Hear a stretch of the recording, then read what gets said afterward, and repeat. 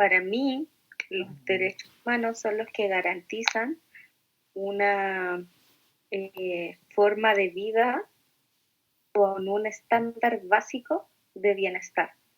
Eso puede implicar muchas aristas, como en que cada individuo tiene derecho a ejercer su libertad hasta la medida que empieza la de la otra persona, hasta que no pasa a llevar a nadie. Les droits humains, selon moi, ce sont des droits inaliénables qui sont communs à tous et à tous les êtres humains et ils ne dépendent pas d'une religion ou d'une nationalité ou d'un genre, que l'on soit une femme ou un homme, et ils permettent de protester contre une éventuelle menace. Es importante resaltar el contexto histórico de aquella dictadura que se vivió en el Ecuador, donde el miedo primó. El gobierno de León Febres Cordero, pues los ecuatorianos y la comunidad internacional más lo recuerdan por la violación a los derechos humanos y represión que implementó.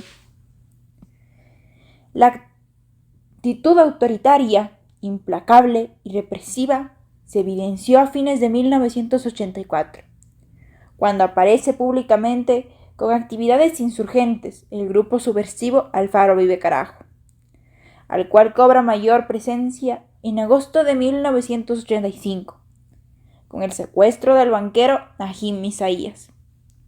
En Guayaquil, el presidente León Febres Cordero dirigió el operativo militar de rescate de la víctima, que murió con los secuestradores en condiciones que nunca fueron plenamente determinadas durante el asalto. A partir de ese momento, la lucha contra el terrorismo se convirtió en política oficial del régimen. Pues aquí, el pueblo empezó a tener miedo, puesto que durante el combate a la delincuencia e insurgencia, pues se crearon escuadrones de la muerte, dedicados a castigos y ejecuciones, como fue el grupo SIG-10, el cual se fundó entre los años 1984 y 1988, en el gobierno de León Febres Cordero, quien otorgó mayor autonomía para combatir al enemigo interno, que en ese tiempo estaba encarnado en los movimientos sociales, estudiantiles, sindicales, entre otros. Pues aquí existió un pretexto, el cual fue fortalecer la seguridad nacional. Con esta coyuntura, en el Servicio de Investigación Criminal de Pichincha, se creó una unidad policial clandestina, denominada, como ya se estipuló, SIG-10.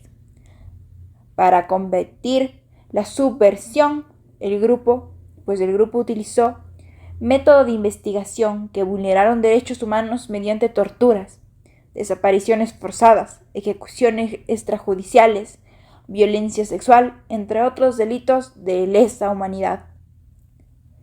El grupo clandestino SIG-10 fue constituido con agentes de diversas brigadas del SIC, del Servicio de Investigación Criminal de Pichincha, y el 28 de septiembre de 1985, la institución policial formalizó esta estructura secreta bajo el nombre de la Unidad de Inteligencia Antisubversiva. A raíz de la creación de este grupo fue el inicio para la violencia de los derechos humanos, pues hubo una persecución impactante contra los integrantes de los grupos ABC, y de uno en uno los exterminó. Esto erradicó y fue más allá, pues se estima que hubo cerca de 500 casos de tortura policial y militar, y 150 desaparecidos. Un claro ejemplo fue la desaparición de los hermanos Restrepo. Pues se conoce que los hermanos de 17 y 14 años fueron detenidos arbitrariamente el 8 de enero de 1988, mientras transitaban por Quito, con la finalidad de encontrarse con un amigo para celebrar. Sin embargo, los mismos nunca llegaron a su destino, pues habían sido detenidos por los policías. Se les había preguntado si portaban licencia de conducir. Los mismos habían estipulado que no tenían papeles. Al ver esto, los policías habían decidido detenerlos y llevarlos a los calabozos.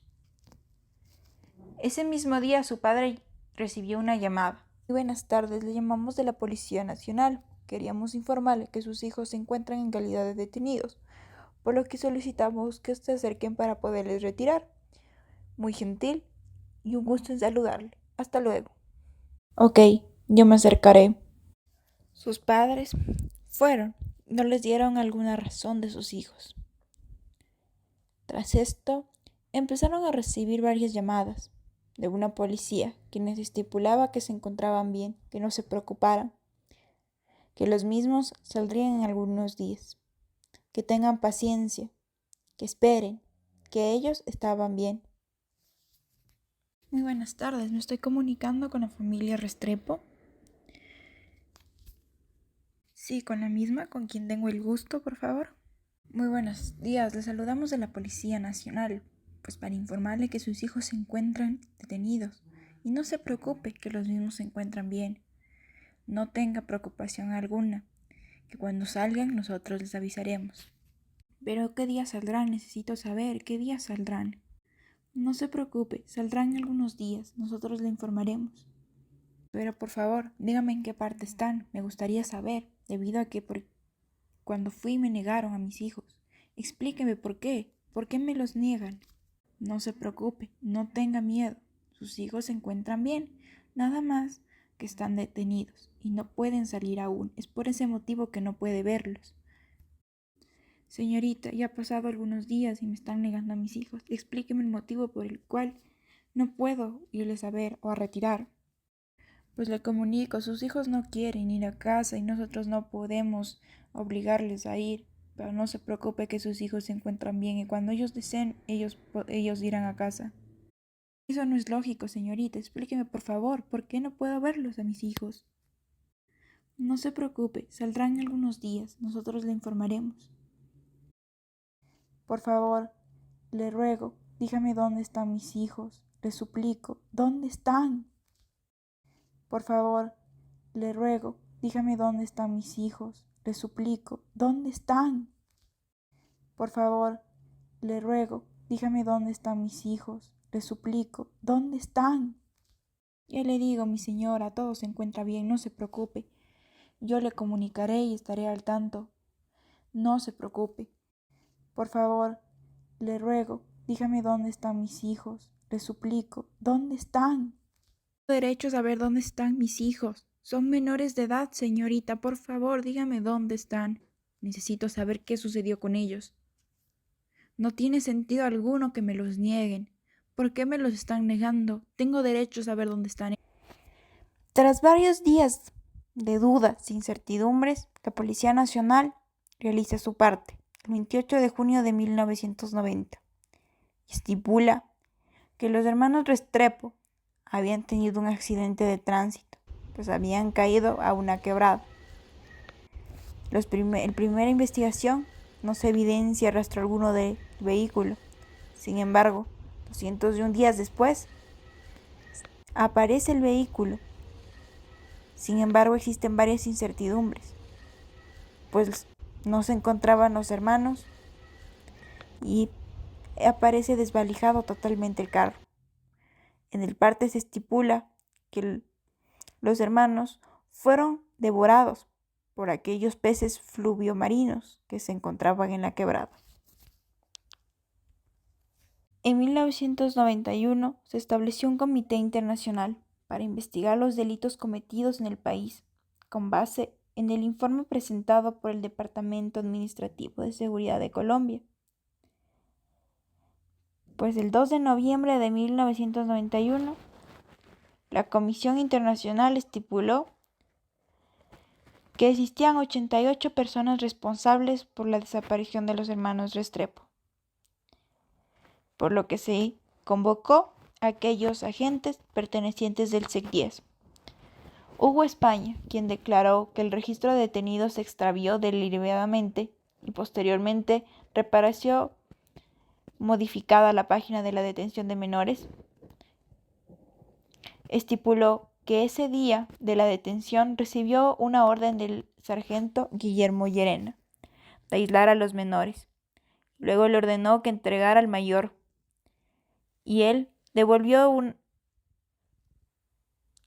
una hora después gravemente herido, por lo que Hugo España no lo quiso recibir y Llerena se lo llevó junto a su hermano menor. Hugo España Torres estipuló, por lo tanto, que los menores fueron detenidos primeramente arbitrariamente y asimismo fueron trasladados a los calabozos del SIC-10 en el centro de Quito. Se estipuló de igual forma que estos menores fueron torturados durante varios días. Carlos Santiago Restrepo Arizmendi murió como consecuencia de las torturas que sufrió. Pedro Andrés Restrepo Arizmendi fue asesinado unos días después en manos de los agentes del SIC-10 con la intención de eliminar al único testigo del crimen. Se estipuló que sus cuerpos fueron lanzados en la laguna de Yambo, un hecho que claramente cambió después de varios días, después de varias investigaciones. Asimismo, tras varias investigaciones que se realizaron dentro de la laguna de Yambo, pues no se encontró rastro alguno de los mismos, lo cual este caso se declaró inconcluso. Se declaró un caso que meramente llevaría a crear una incógnita, a crear una duda en la sociedad. ¿Qué pasó con los hermanos Restrepo? El gobierno de Rafael Correa, mismo que gobernó desde el 2007 hasta el 2017 del Ecuador, se declaró el caso de los hermanos Restrepo como un caso de prioridad para el Estado, pues los mismos empezaron a realizar búsquedas, investigaciones, para determinar exactamente qué fue lo que pasó, si de pronto se encontraba alguna pista de dónde estaban sus cuerpos. Sin embargo, claramente, no se encontró rastro alguno. Sin embargo, tras varias declaraciones que se armó en la búsqueda, para conocer si en efecto los mismos se encontraban en dicha laguna, como se había estipulado, se decidió, conforme a lo que determinó la Corte Interamericana de los Derechos Humanos, que el Estado ecuatoriano, representado por la Procuraduría General del Estado, entregaría a Pedro José Restrepo, padre de los difuntos hermanos Restrepo, el tenor de lo previsto en los artículos 1045 y 1052 del Código Civil, pues estipula que tenía que entregar una indemnización por una sola vez de $2 millones americanos a su equivalente en moneda nacional, con un cargo al presupuesto general del Estado. Esta indemnización involucraba el daño emergente, el lucro cesante, el daño moral y rogado, sufridos por la familia Restrepo Arizmendi, y se estipuló que se pagará al ingeniero Pedro Restrepo, padre de los hermanos Restrepo, observando la normativa legal interna con cargo al presupuesto general del Estado, a cuyo efecto de la Procuraduría notificaría al Ministerio de Finanzas y Crédito Público, para que en el plazo de 90 días contados a partir de la suscripción de dicho documento que se estipuló, todas las cláusulas anteriormente estipuladas, cumpla con esta obligación.